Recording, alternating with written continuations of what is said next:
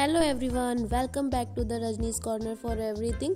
तो आज मैं रीयूज़ कर रही हूँ, मतलब वेस्ट चीज़ों का रीयूज़ करना सिखा रही हूँ। आजकल मैं ऑर्गेनाइज़र भी बन जाता है साथ साथ। तो मैं वेस्ट जो बोरियाँ पड़ी होती हैं हमारे पास आटे की या कोई भी तरह की बड़ी पैकेट्स वगैरह जो भी पड़ी होती है उसका यूज़ करके मैं बना रही हूँ एक लॉन्ड्री बैग। तो उसके लिए लेंथ ले ली है मैंने, अच्छी खासा बना रही हूँ बड़ा।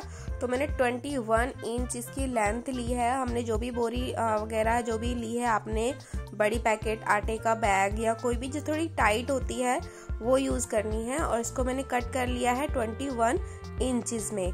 तो फिर इसको जो साइड में हमें इस जॉइंट है ना, वो उसका एक साइड का जॉइंट हमें कट कर देना है। और तो इस तरह से हमें इसे ओपन कर देंगे।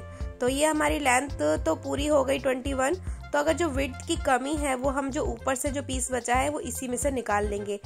साथ में हमें चाहिए एक सर्कल पीस, जो बोरी में से अगर निकल सकता है तो बोरी में से निकाल लीजिए।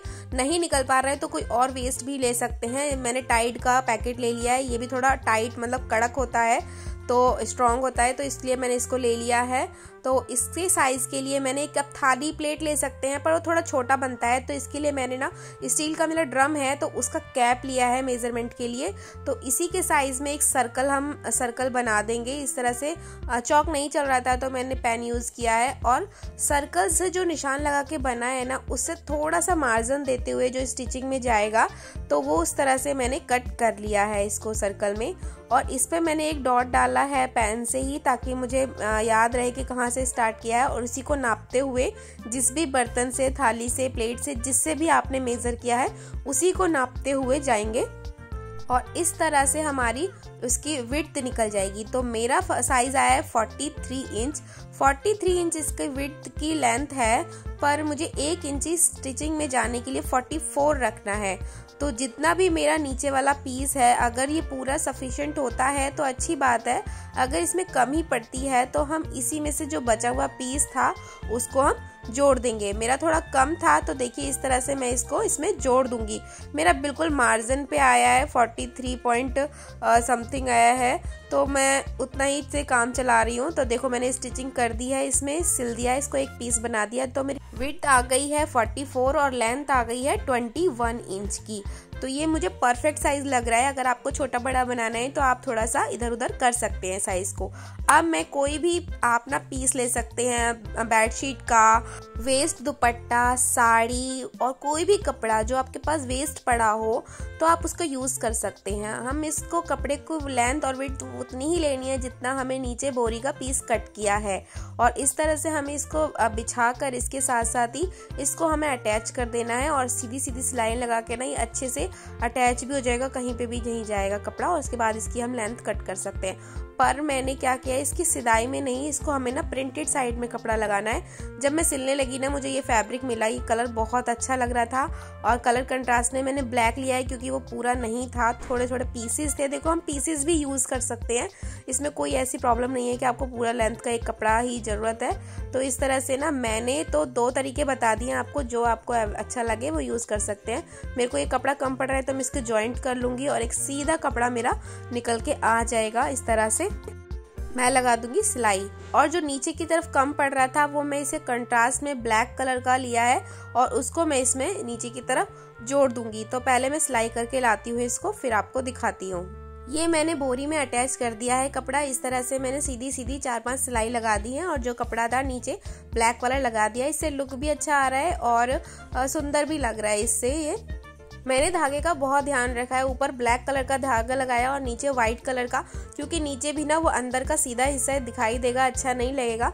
तो मैंने बिल्कुल व्हाइट कलर का धागा यूज किया है। आपको अगर ये बोरी नहीं दिखानी तो आप यहाँ पे ना अंदर भी कपड़ा लगा सकते हैं। अब आता है बेस का, जिसके लिए मैंने डबल कपड़ा कर लिया है।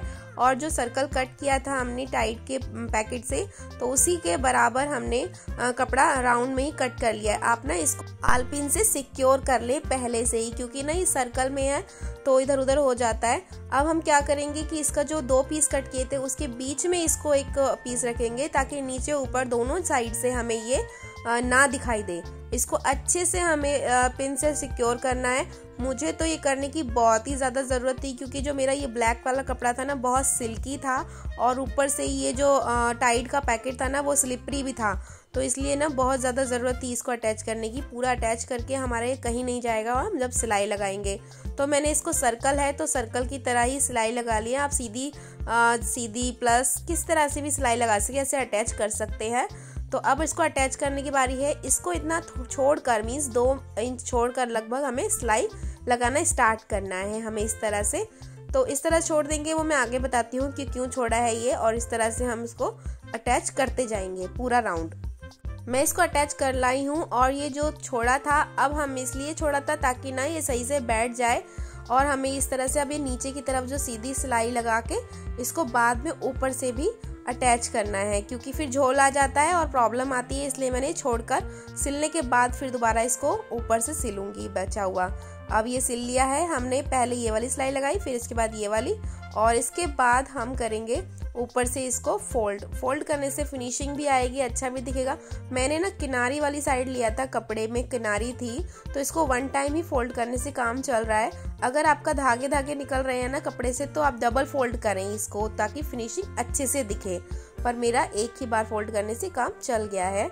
तो इस तरह से हमारा बैग रेडी है और मैंने ऊपर किनारी भी इस तरह से मोड़ दी है, तो ये अच्छे से लुक भी अच्छे से आ रहा है। पर अब इसको उठाने का प्रॉब्लम है, तो अब इसको उठाएंगे कैसे, इसके लिए मैं ले आई हूँ 2 स्ट्रिप बनाकर।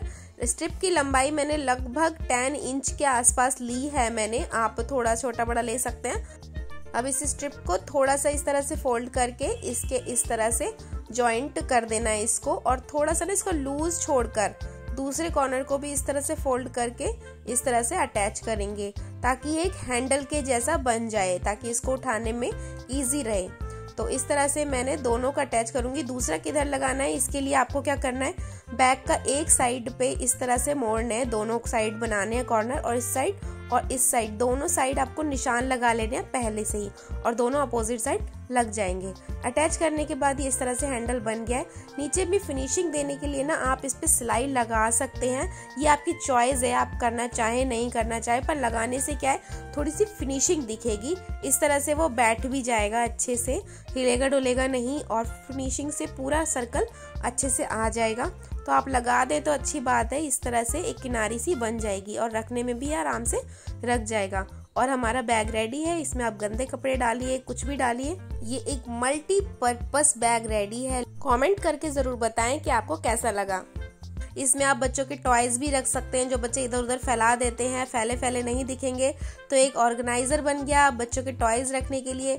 कपड़े उतारते हैं हम धो के तो लाते हैं, तो उनको डायरेक्ट आपको तय नहीं करना होता, तब भी आप इसमें डाल सकते हैं, कॉर्नर में आ जाएगा। बहुत ही प्यारा बना है। आई होप कि आपको पसंद आया हो तो लाइक जरूर कर देना। अब तक सब्सक्राइब नहीं किया तो मेरे चैनल को सब्सक्राइब कर देना। इसी तरह मैं प्यारे प्यारे अच्छे ऑर्गेनाइजर लाऊंगी। तो मिलते हैं नेक्स्ट वीडियो में। Thank you.